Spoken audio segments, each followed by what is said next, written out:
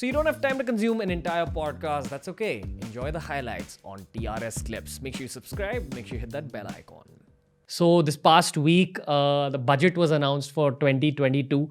And I'm sure you've gotten a zillion questions about the budget. So I'm not going to ask you all the cliched questions. What I will ask you is that for someone who's living under a rock, who doesn't know what went down in the budget, how does a Nikhil Kamath look at it? You're at the center of the world of finance. So what's been up? What's happened in the last week?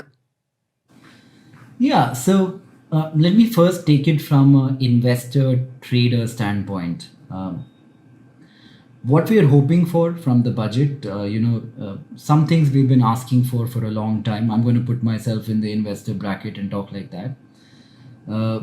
There's something called STT, Security Transaction Tax. For I don't know how many years now, people have been kind of like paying this indirect tax. It's paid when you make money or do not make money on a trade, but you still pay it. And it's about 1,800 rupees per crore of turnover, and you pay it only on the sell side. But what people fail to realize is about 80-90% of the volume of trades in India, or the turnover in India, happens on the derivatives market, where there is leverage inherently. So somebody with 1 lakh rupees is taking positions worth 5 lakh rupees. So it's not hard for somebody with a couple of lakh rupees in his account to maybe do a few crores of turnover a day on a notional basis. What happens with STT is it makes the ecosystem inefficient. Say, for example, I'm trading Nifty futures or Bank Nifty, which are the most common contracts.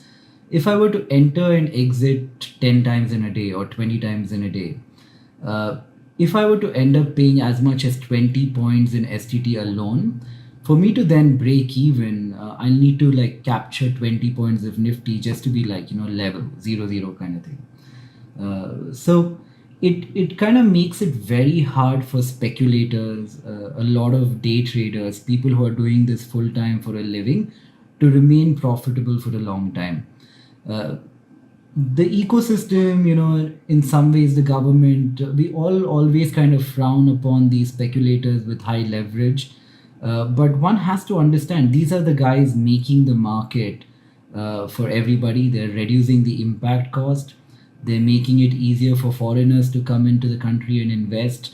If I'm a foreign fund and if I have to buy 10% of a certain stock in India over a 1 month period, if not for these people, it would be a lot more inefficient and the cost would be significantly higher. So we need these people, and we need to support this kind of this category of people who are doing trading full time for a living. STT was implemented when Chidambaram kind of did away with long-term capital gain tax, but now we have LTCG and STT, so it kind of doesn't make sense. That's something I think everybody in the industry has wanted for a long time now. I hope it happens in the future. It did not happen on this particular budget. The second thing is, again, focusing on these full-time traders again. Derivatives are taxed at the max income tax rate. And in many cases, people need derivatives to hedge their portfolio, build a better risk-reward profile, create a more robust trading portfolio by using, things like maybe you're writing covered calls, or maybe you're running strategies which reduce the underlying risk. And this shouldn't be discouraged with such a high tax rate, especially when on LTCG you're only paying 10%. This is what we were expecting from an investor trader standpoint. Neither has happened, but that's okay. And maybe in the future it will. If I were to go back and look at it as an entrepreneur, as a businessman, taxation in India is really high today. If I'm a company and I'm the promoter of the company, today if I make 100 rupees of profit, I pay a corporate tax rate of 25 rupees upfront. So I'm left with 75 rupees. Now let's assume I want to take out money and buy myself a home. To withdraw the 75 rupees which is left as dividend distribution tax, I need to pay another 35.8% tax on it. So it makes my net effective tax rate about 51, 52 rupees. And this is notwithstanding stamp duty and STT and all the other taxes like a business guy or somebody focused on the finance world might have to pay. This is bad. Taxation at such a high level discourages entrepreneurship.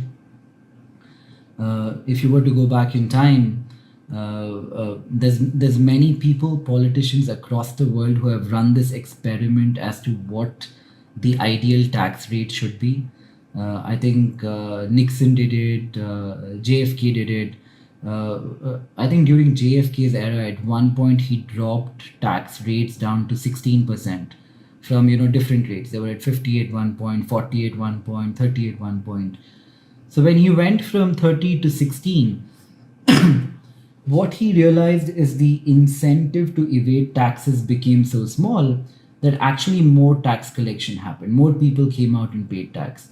So it's a bit counterintuitive, but at the right level, more people will come out and pay tax. And especially in a country like India, where 1% of our population pays tax, and there is a big part of society that should be supported and all of that, but there are very many people in India evading tax, and hopefully bringing down the tax rates to more reasonable levels will kind of incentivize these people to come out and pay.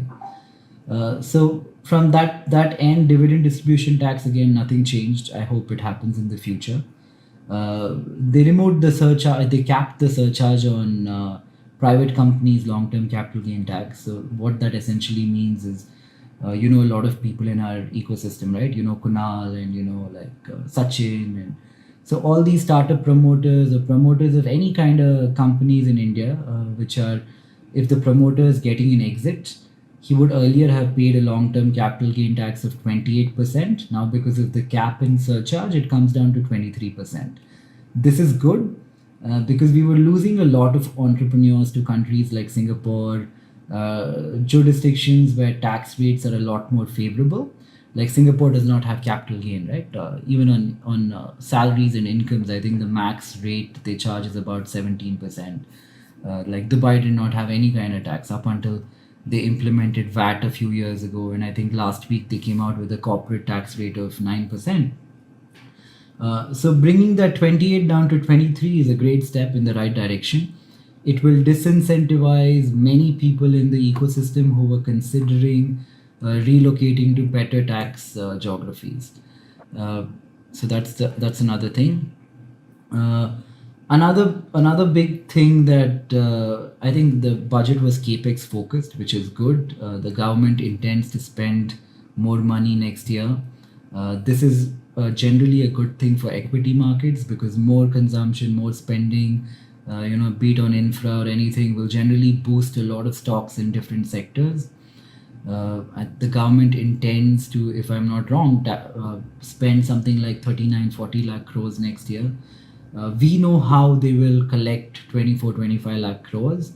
How that deficit of 15 lakh crores will come, where the government will get it from, what rate will they borrow at. There's a lot of ambiguity there. I think we'll have to wait and watch. It's even more, one has to be more curious because even the divestment number this year is very, very tiny compared to what one would have assumed. People were thinking 2.5 lakh crores, but it's only around 60-70,000 crores. So one really has to wait and watch what will happen to that 15 lakh crore deficit number and how the government goes about getting that. What's your hunch about where it'll come from? Like if you had to guess. I think borrowing, both domestically and internationally, it'll probably come through that. Our fiscal deficit number is, going up. I remember a time, not too long ago, when we would look at a 4% fiscal deficit and be like, that is high. Can you explain the term fiscal deficit? Because we have also TRS listeners. Yeah, so a certain amount of goods and services are exported from India, for which we get foreign money, and a certain amount is imported into India. The difference between the two is the deficit. So say, for example, these numbers are not right. I'm just giving you an example. Say India and China does trade. India exports, sells maybe like $50 billion worth of stuff to them, and we import about $100 billion from them. So that means the deficit is $50 billion. Basically the money you're making from exporting things, like the net money you're making from exporting things. Yeah, the net money you're making or losing, one or the other. So I think, not long ago, like it used to be like 4% and it was a big deal. Like, like why is it so high? Now I think they're factoring it for it to be at 6%. But that since that money is going towards infra projects and development and all of that, people are not really contesting it too much. It'll be interesting to watch what happens. Broadly, sector specifically, I think they did something good around education. They increased the budgets by 16 or 17%. Nothing really came for healthcare. One thing which was noticeable is they kept saying drone, right? Like a bunch of times. We had invested in a drone company recently called Omnipresent or something like that, and we're curious. We've been looking at that sector a little bit more closely ever since we got involved with that company. It'll be interesting. Then what else happened? This memory is so short-lived, right? Like budget was like Tuesday, and then by Wednesday it was like budget 2 times instead of 5, and and Thursday you're like, what happened? Did anything really change? But substantially, I think these are the things which changed. Nothing materially changed outside of this.